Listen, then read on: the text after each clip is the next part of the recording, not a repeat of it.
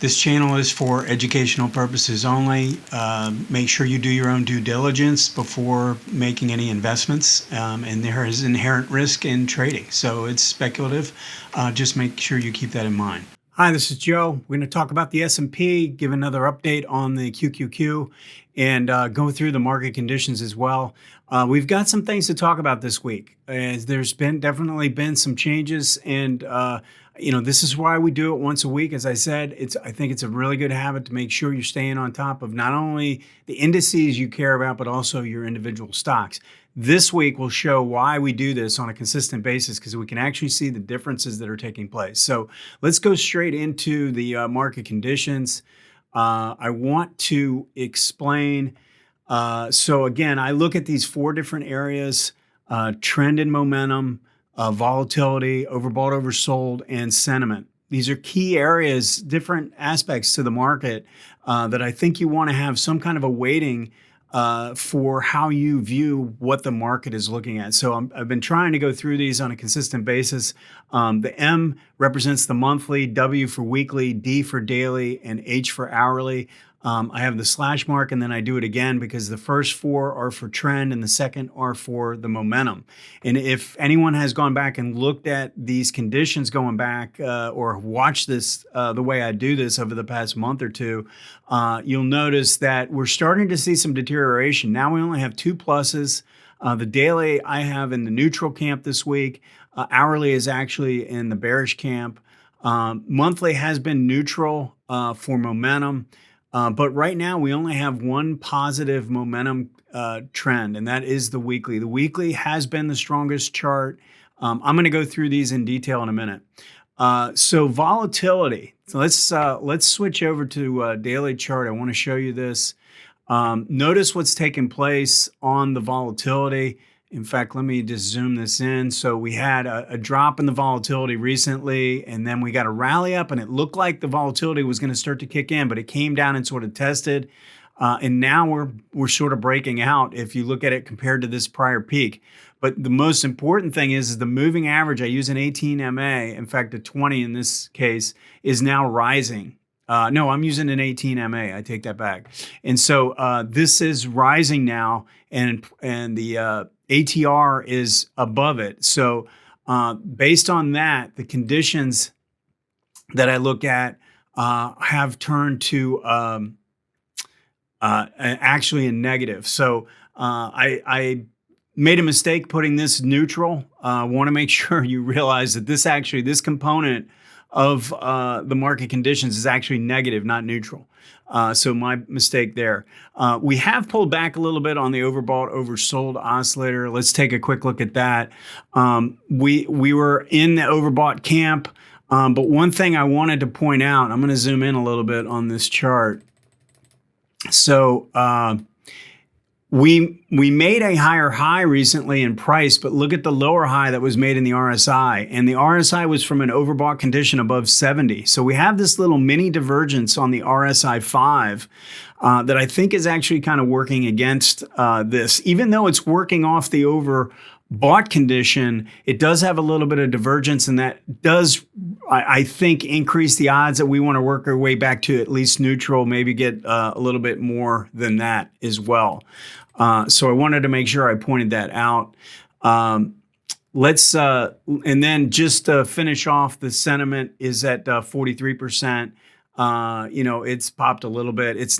It really hasn't changed a whole lot. I think it's 43 and change, maybe even high 43s. I could have rounded it up to 44, but the bottom line is there's not a significant change taking place. It's in what is considered to be a little bit more of a dangerous territory.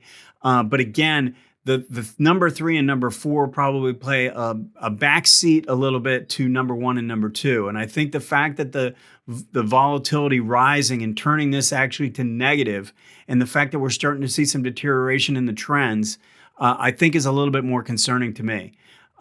Okay, so let's go straight into the charts themselves.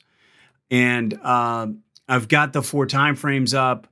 I'd like to focus in on the daily and the hourly today. There's not a significant amount of changes taking place on the monthly and the weekly. Really, all the conditions that are basically the same there. Maybe we've gotten a little bit farther away from the monthly 18. But let's go to the daily chart, because I've been talking about this over and over again for quite some time. And I find it interesting. You had this entire move to the upside, and we really didn't have great momentum characteristics associated with it, but there was no signal to sell up until what I would view what's taking place right now. We're starting to get some type of a sign. If I drew in a trend line, I'd say we're breaking that. We had a close below the 18 and we came down to the 40. So the 40 is trying to act as support right now. But from my book, Invest Like a Pro, I talk about a pattern called the 40 to 18 bounce. This is the first time in this trend, this move all the way to the upside, that we've come all the way down to the 40. And now we're kind of bouncing up to the 18. So, and we're doing that in a situation that has momentum divergence in place. And red DI has broken out above green for the first time in several months. So I think, the conditions on the daily are getting to the point where I think it increases the odds that we want to go test support 35 to 3,600 on the 18 week, the 18 week area. So on the weekly chart, we've got support somewhere in that 35 to 3,600 area. I think that's what this wants to do. So that is what I think the daily is telling us. If we go down to the hourly chart, this is where I think you want to go down to an hourly chart when you're looking for entry points. I think there's two different ways you could look at this. If you want to hedge your long positions, because as I've said over and over again, when the daily and the hourly are showing signs that you might be rolling over, but there's good conditions in place on a monthly and a weekly, you might not want to sell your entire portfolio. But it's not a bad strategy to maybe buy some puts on the market, or short the QQQ or the S&P, the Spider, in order to maybe hedge some of your long positions. And so, we've gotten kind of a situation here where on the shorter term timeframes, it's starting to look a little bit more attractive from that standpoint. If you notice, we had a pretty strong down move. Look at the ADX. Really strong negative conditions with red DI making a pretty strong move, and then pulling back while the price is rallying back into the zone between the 18 and the 40, both lines declining. The red DI holds 25, and so does the ADX line. So I view this as somewhere up in this region, either as it's rallying up there if you're hedging, or if you're putting on a trade, you probably want to wait for it to signal to the downside, coming back down through the 18 would have been your entry to short, I think, recently.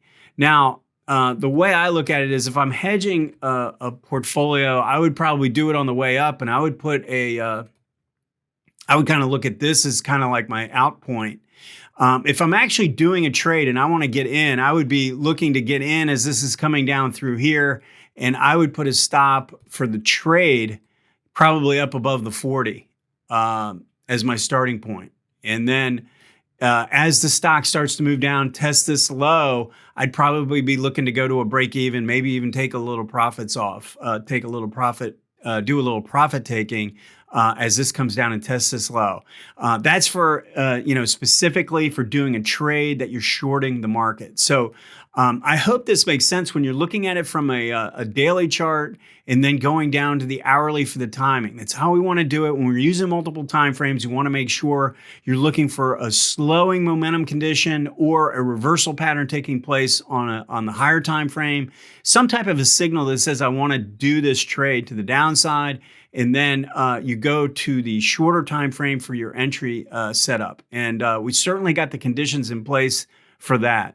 Let's go to the Qs. It is a little bit different. I mean, yes, this is stretched away pretty far from the 18, but really, again, on a monthly and a weekly, it's basically the same. Where the differences really come into play is on the daily chart of the Qs, you have not broken the 18. You don't have great momentum conditions, but they're a little bit better than they were on the spider. So again, if I were looking at a specific trade, if I were trying to determine which index to do, I would do the spider because the spider has traded more, I think has deteriorated more, has already broken the 18 on that time frame. And you know, it's not to say if this came down and touched the 40 and bounced up, I might consider it. It doesn't have really strong momentum conditions, so I wouldn't have a huge problem going down to the hourly and trading it. But I think what I would do is I would probably go down to the 10-minute chart and look for an entry on here. So again, if my starting point is a daily and I'm saying, you know, for the most part, I really don't have a condition in place to short. I have to have 2 consecutive time frames to be able to do this. So what I would do is go down to the hourly chart, see my signal. I mean, this is a really good signal. You had a break to the downside, good momentum characteristics, rallied back into the zone. And then I would go down to the 10-minute to get my entry point, doing it that way. And the entry point would be probably pretty similar to a video I did on using MACD in multiple time frames. I did that a long time ago. And the break of the 18 with the MACD crossing back down over would have gotten you in this signal. But just keep in mind, it would have been a short-term trade, like probably been closing it out maybe by the end of the day, simply because the daily trade is really not, the trend of the daily really isn't in place yet. I wanted to make sure we updated this. I wanted to make sure we talked about all these different things and the specific trade setups that are taking place right now, especially in the S&P. If you have any questions or comments, please post them. Hit that like button for me, and we'll see you next time.